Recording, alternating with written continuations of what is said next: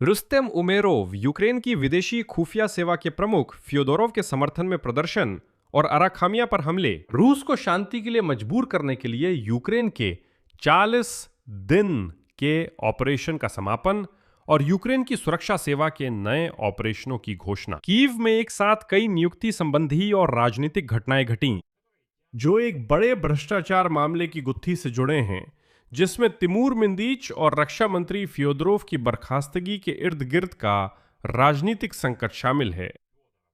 Ukraine के राष्ट्रपति Vladimir Zelensky ने हाल ही में रुस्तेम उमेरोव को विदेशी खुफिया सेवा का प्रमुख नियुक्त किया और वही मिंदीच की रिकॉर्डिंग में भी नजर आते हैं।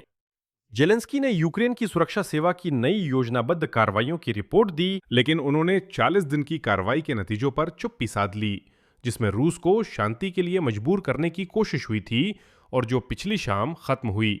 वहीं फ्योदोरोव की वापसी की मांग को लेकर विरोध 2 हफ्तों से ज्यादा समय से जारी हैं। कुल मिलाकर इस एपिसोड में हम यूक्रेन की सबसे ताजा और बड़ी खबरों पर चर्चा करेंगे ताकि आप कुछ भी मिस न करें।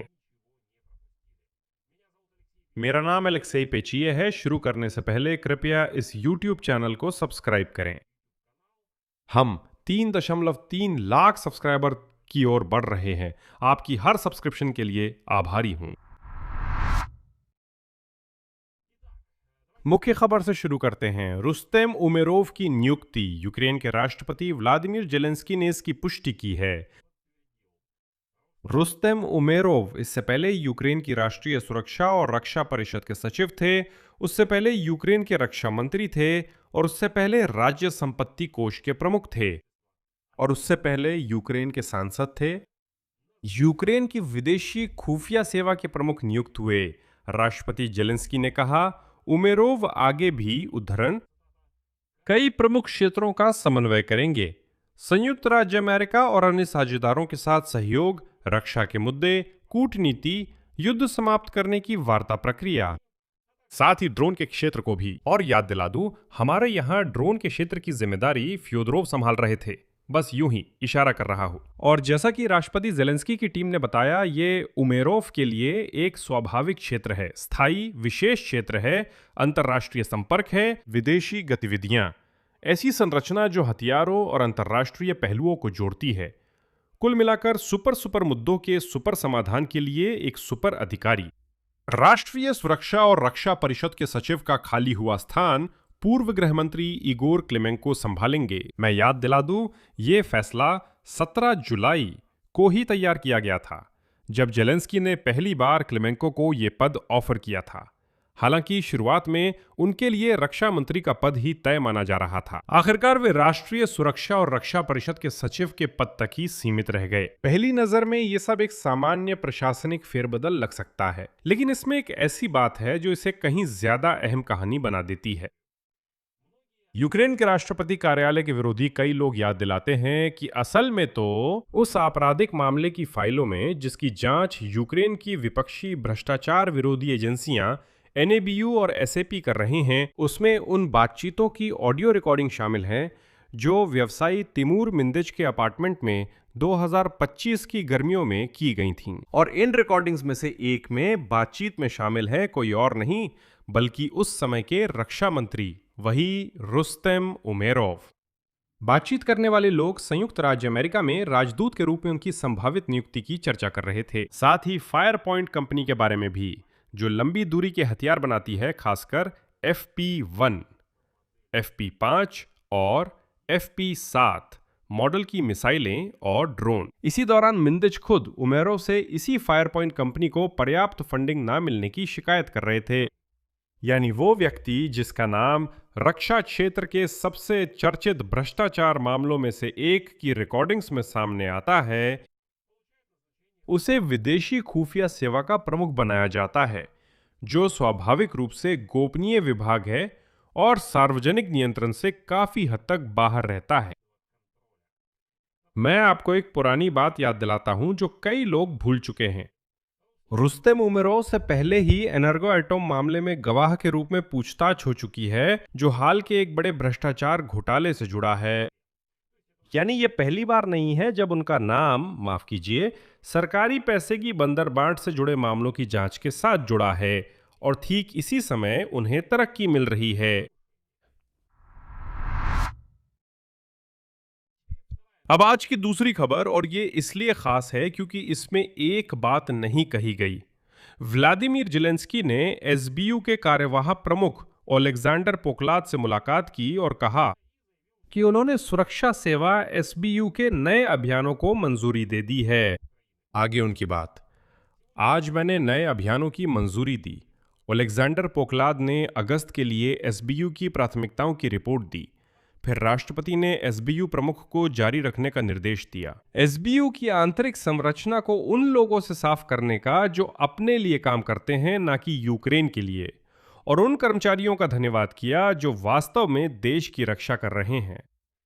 लेकिन बात यह है कि व्लादिमीर जेलेंस्की ने उस 40 दिन की कार्रवाई के नतीजों का एक शब्द भी नहीं बताया जिसकी उन्होंने खुद 25 जून को घोषणा की थी।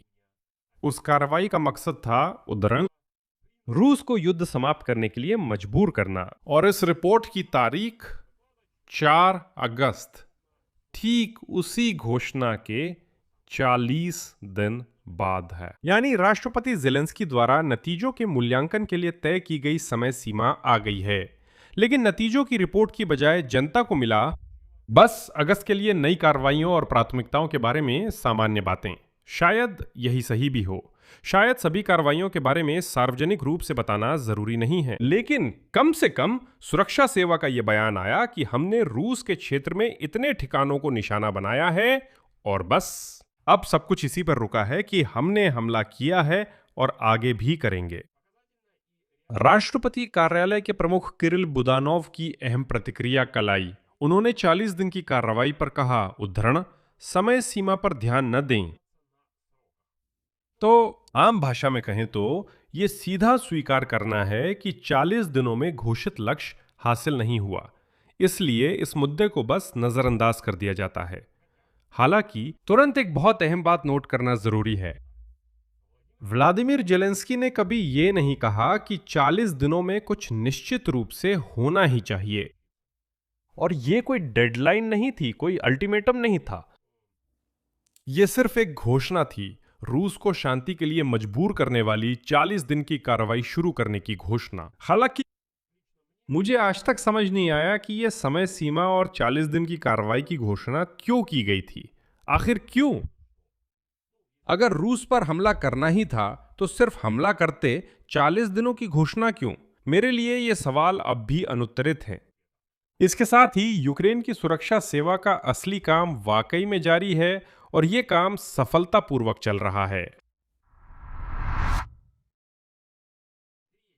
तीसरी बड़ी खबर है मिखाइल फेदोरोव की बर्खास्तगी के इर्द गिर्द जारी राजनीतिक संकट, जो लगता है कि पहली दो खबरों के साथ संयोगवश नहीं जुड़ा है।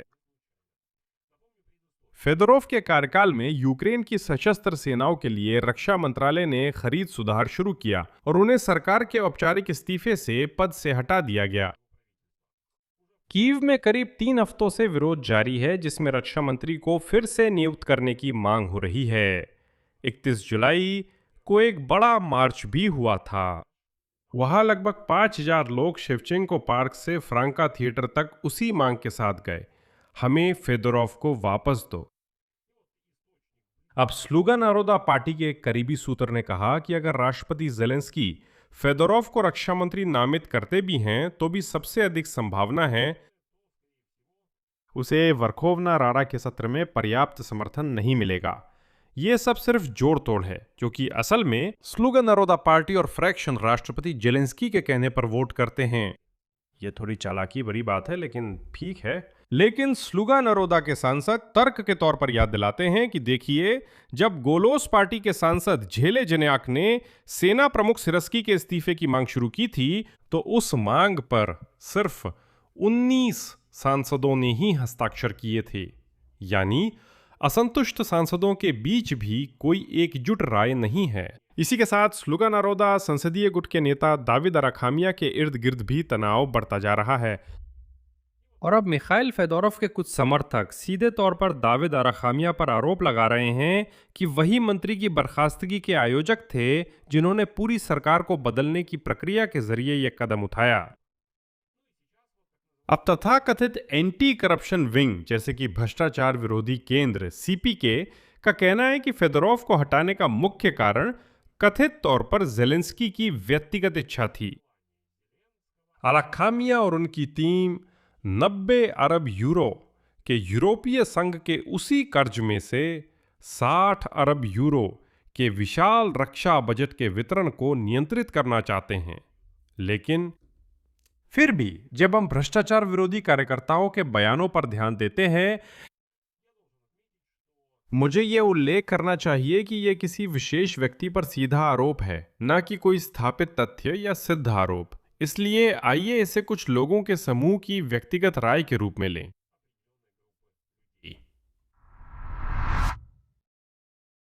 इन सबसे क्या निष्कर्ष निकलता है? संभावित स्थिति ये है, प्रदर्शन जारी रहेंगे क्योंकि जिस संरचनात्मक समस्या की बात प्रदर्शनकारी कर रहे हैं वो उमेरोव की नियुक्ति से बिल्कुल भी हल नहीं होती, बल्कि और अधिक उजागर होती है। यही समस्या और साफ दिखती है जिसके खिलाफ फेदोरोव कथित तौर पर विरोध कर रहे थे। एसबीयू की 40 दिन की कार्रवाई के असली नतीजों का सवाल शायद सार्वजनिक रूप से स्पष्ट जवाब के बिना ही रह जाएगा, जैसा कि बुदानोव की बयानबाजी से लगता है। उन्होंने कहा था कि समय सीमा पर ध्यान न दें। राष्ट्रपति जेलेंस्की की टीम इसे सफल या असफल मानने को तैयार नहीं लगती, बस जो हुआ सो हुआ। और रुस्तम उमेरोव को विदेशी खुफिया सेवा का प्रमुख नियुक्त करना, खासकर जब उनका नाम मिंडिच के मामले में आया है, ये उन लोगों की ओर से आलोचना का नया स्रोत बन सकता है जो पहले से ही रक्षा क्षेत्र में पारदर्शिता की मांग कर रहे हैं। यहां मैं 3 बिंदु लगाऊंगा। 5 अगस्त का नया दिन शुरू हो रहा है, तो आज भी कई खबरें होंगी, इसलिए मैं 3 बिंदु लगाता हूं। अपनी राय और अपने निष्कर्ष इस वीडियो के नीचे कमेंट्स में लिखें। चैनल सब्सक्राइब करें, बेल दबाएं और लाइक करें। अगर आप स्वतंत्र YouTube चैनल के काम को सपोर्ट करना चाहते हैं तो आप किसी भी डोनेशन या YouTube की स्पॉन्सरशिप फंक्शन के जरिए आर्थिक मदद कर सकते हैं। ये बटन सब्सक्राइब के पास है जिस पर स्पॉन्सर करें लिखा है। क्लिक करें, अपने लिए कोई भी सुविधाजनक सपोर्ट का तरीका चुनें। मैं आपकी किसी भी मदद के लिए आभारी रहूंगा। बस इतना ही। अपना ख्याल रखें। सबको अलविदा।